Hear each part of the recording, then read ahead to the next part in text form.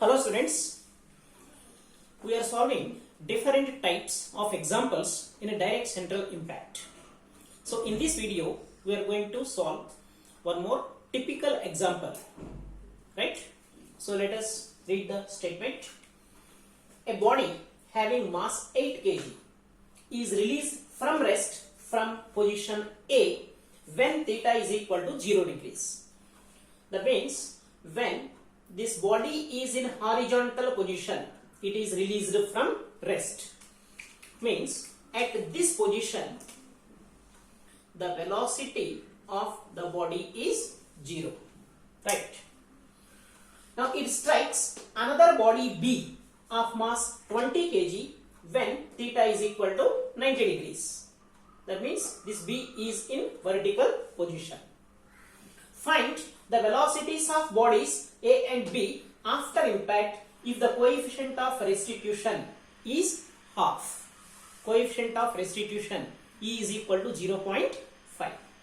Right? Now say, where the impact is taking place between the two bodies, body A is released from this position, from rest. Now it is falling under gravity. So the impact is taking place at position B. Right? Now just before impact, you have to first find out the velocity of body A. So the velocity of body A with which it is going to impact, with which it is going to collide with body B. Right. So here the velocity is 0. So body A is possessing potential energy. Right. If you take this as datum, so with respect to B, it is at a height 4 meters. So it is possessing potential energy. So just before it strikes, the entire potential energy is converted into, yes, kinetic energy. Right. So assuming there is no loss, equating potential energy and the kinetic energy for body A. That is principle of energy. Okay. So what is the potential energy? mgh. Kinetic energy half mv square. M gets cancelled. So v is equal to root 2gh. So it is the velocity of body A with which it is going to collide with body B. Means it is velocity of body A before impact. Right? So now using law of conservation of momentum. What is law of conservation of momentum? m1 u1 plus m2 u2 is equal to m1 v1 plus m2 v2. Momentum before impact is equal to momentum after impact. So I am taking body A as 1, body B as 2. So what is m1? 8 kg. u1, velocity of body A before impact. It is not 0. Impact is taking place here. So velocity of body A before impact is root 2gh. So into root 2 into 9.81 into what is the h through which it is falling?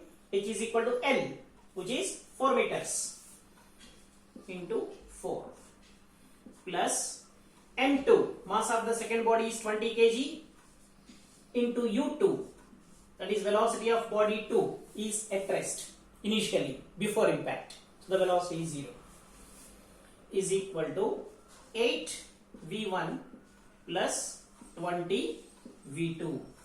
v1 v2 are the velocities of bodies A and B after impact. This gives you one equation, that is 8 v1 plus 20 v2 is equal to 70.87. So that is equation 1. Now for second equation, coefficient of restitution is given. So coefficient of restitution E is equal to Yes, v2 minus v1 upon u1 minus u2. So coefficient of restitution is given as half, that is 0.5 is equal to v2 minus v1 upon u1, that is root 2gh. 2 into 9.81 into h is equal to L, minus u2 is 0. So this gives you the second equation, that is v2 minus v1 is equal to 4.43. Say equation 2. So solving these two simultaneous equations, we can have v1 and v2. So v1 we are going to get minus 0.633 meters per second, and v2 is 3.8 meters per second. So the minus indicates what? Before impact, the direction of velocity of A is towards left, right? So we are getting here minus means after impact it is moving in the opposite direction.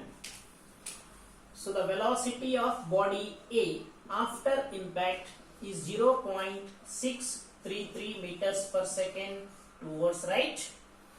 Velocity of body B after impact 3.8 meters per second towards left. So these are the final answers, right? So the point to be noted: before impact, the velocity of body A is root 2gh when it is falling freely.